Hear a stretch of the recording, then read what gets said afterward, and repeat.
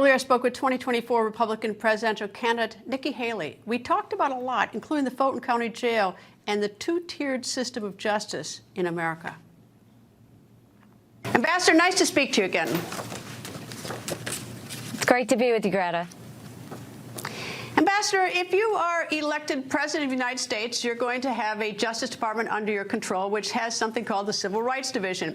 It is currently investigating the Fulton County Jail for structurally unsafe, excessive force, widespread violence. There were 7 who died in that jail this year. Someone died last September, and they found his body covered with bed bugs and lice.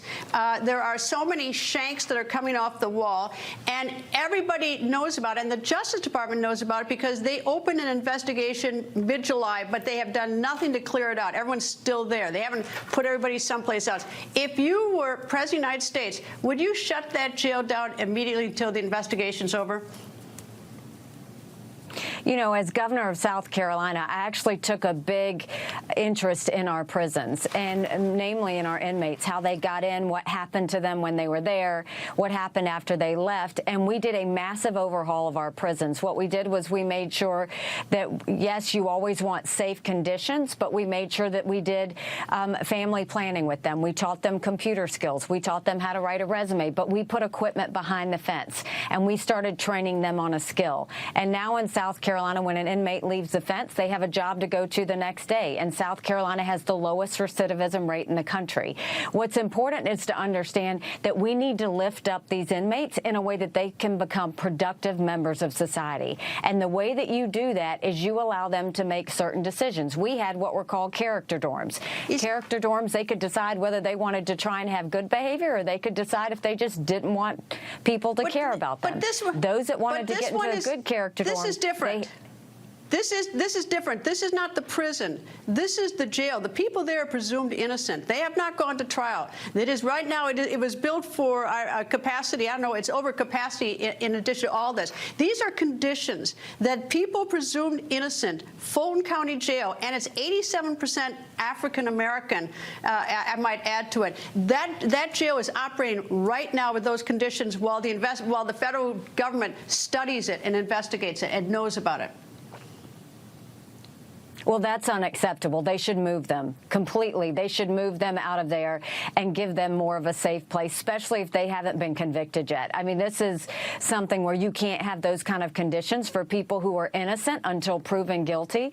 And look, the Fulton County Jail has a reputation for being a rough place, but you can't have innocent citizens sitting there and dealing with those conditions. They should move them right away. That's not about waiting on a research study. That's not about waiting and doing an analysis. It's about making sure that those people are safe and given the proper conditions to wait for trial in. Is it a dereliction of duty of the Attorney General of the United States knowing that that's the condition? And it's no secret. I'm not making this up. But you can read it in New York Times, NPR. You talk to anybody from Fulton County. Is a dereliction of duty to let people suffer like that right now in that jail? I mean, there's a lot of things happening at the Department of Justice that has been a dereliction of duty. There are a lot of things that we have to question. Quite honestly, I think we not only need to change the heads, you need to clean out all of senior management, because what's happening within that agency is unacceptable, and no one trusts it. The American people no longer trust the Justice Department. They don't trust our intelligence agencies. This is another example of that. And the fact that the president and President Biden's allowing that to continue to happen, this is on his watch. It's on his watch. And, he should be made to answer for that. They should ask him what he thinks about it and whether he thinks that's allowing the citizens the actual rights that they deserve before they go to trial. Do you think this is sort of an eye-opener, what's been going on? You say that people don't trust the Department of Justice. Is that for decades? Before I went to TV, I was a criminal defense attorney. I represented poor people charged with crimes, and there are a lot of inequities in the system. And in fact, the minorities have been saying this for years, and it wasn't until recently that sort of now the conservative right is very much aware of what's going on in our system. Have we sort of neglected that for decades for people who have said the system's unfair?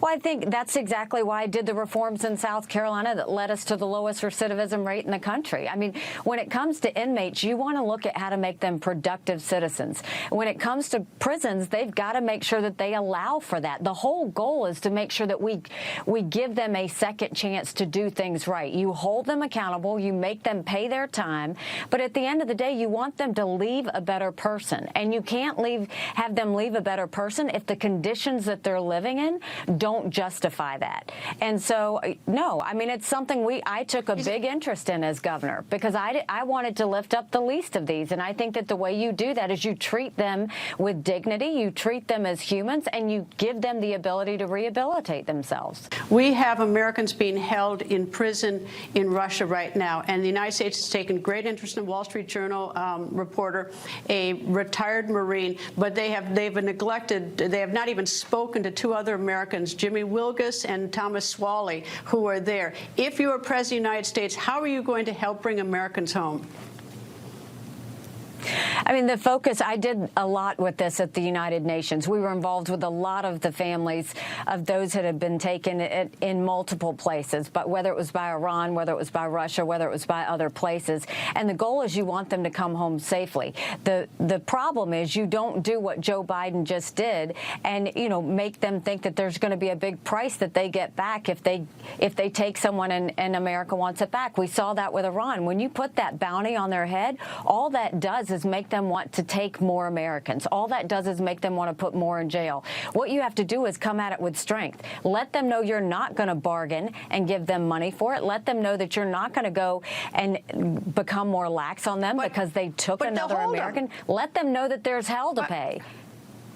But the whole, unfortunately, I mean, like, you know, these families, I mean, you know, they want their loved ones home, and we could take a tough position. I'm not suggesting I have the answer. I'm just, you know, presenting that, you know, this is a real difficult problem for any president. How do you get Americans home? And you know, although I think we should have attention on all of them, not just some of them. No, what we should do is always make sure, number one, that their families are well informed and it's very transparent that they know what's going on. Two, we need to keep constant communication with them to make sure that they are okay.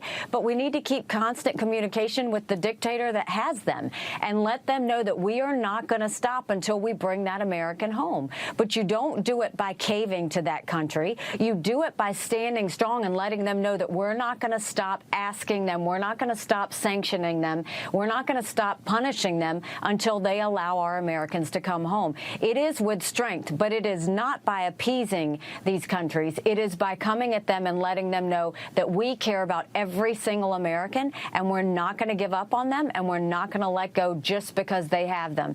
And, you know, so you have to look at future Americans that they want to go and capture. We can't let that happen. I mean, we're seeing that, you know, whether it's Paul Whelan, whether we're seeing it with reporters that they're picking up, it's so many of them, but we've got to go and do what we need to keep Americans safe, to keep them from capturing more. But how you handle this as a country makes a big difference to how many more they try and capture. Well, we have very stiff sanctions on Russia right now, and Putin isn't budging. In fact, the last time we made a swap was Brittany Griner for Victor Bout, who was an arms dealer, and I'm glad she's home to 26 segments here. But, you know, that was the last trade that we made. But we have sanctions on to try to put pressure on Russia about Ukraine, and the Secretary of State Blinken has just announced today $250 million additional U.S. military package to Ukraine. We've already done more than $75 billion to Ukraine. Two questions is, number one is it, you know, how do we make sure, you know, that money is being spent the right way? We've seen what we left behind in Afghanistan with equipment. The money gets squandered all the time by when we go to these wars. And number two, should we be giving more money? I mean, Biden was it really, as the wife of a combat veteran who served in Afghanistan, it was really the most horrific debacle we could have ever imagined, losing 13 more Americans in the process. But when you look at Ukraine, the amount of military aid and equipment that has been given has been 3.5% of the American defense budget. 3.5%. And when you look at percentage of GDP, 11 European countries have given more than the U.S. has. That's a small return on investment, knowing that having Ukraine be strong against Russia is preventing war for America. Because Putin has said that after he takes Ukraine, Poland and the Baltics are next. Those are NATO countries. That gets us into a war. We are trying to prevent that. Every military family knows that we want to prevent war so our loved ones don't go. Ukraine is the first line of defense. They're holding strong.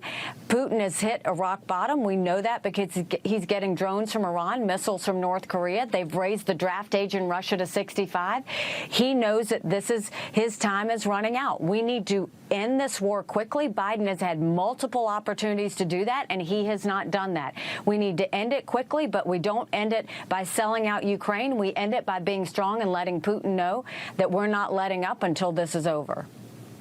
Well, does that strength also include the almost 70,000 people who were killed last year from fentanyl that's coming from drug cartels over our borders? I know every Republican says, let's strengthen the border, let's build the wall. I get that. But, this fentanyl is still seeping into this country, originating the ingredients probably from China. Would you send the military into Mexico to get the drug cartels, to stop them from poisoning 70,000 people last year in this country, killing them? Greta, we've lost more Americans from fentanyl than we did the Iraq, the Afghanistan, and the Vietnam wars combined. 75,000 Americans last year.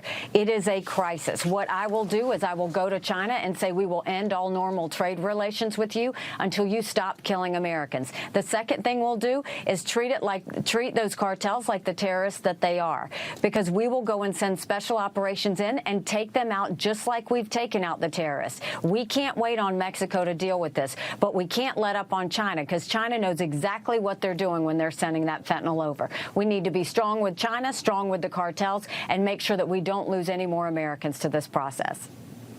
All right, let me ask you sort of an unusual question. The Ramaswamy camp is referring to you by your first name. And I went through the record. It's Trump, Biden, Ramaswamy, Obama, Clinton, but it's Hillary, Nikki, Carly, Kamala, Michelle. I always get Greta, but that's because I figured that Van Susten's too long to say. Any thoughts on this whole controversy about the Ramaswamy camp using your name and I guess in an attack? Their first name. I mean, I think it's childish, and I think it's pathetic. Nikki was my name on my birth certificate. It's the name that I was raised with. I married a Haley, and that's why it's Nikki Haley.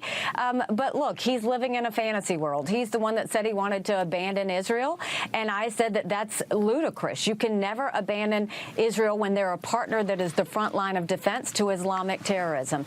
He says that he wants to go and make sure that he gives Russia part of Ukraine so that they will stop being friends with China. That's just naive. It's naive to think that he's living like that. And so what we need is an American president that knows the difference between right and wrong, understands that Israel is a partner, and it's not that Israel needs America. America needs Israel too.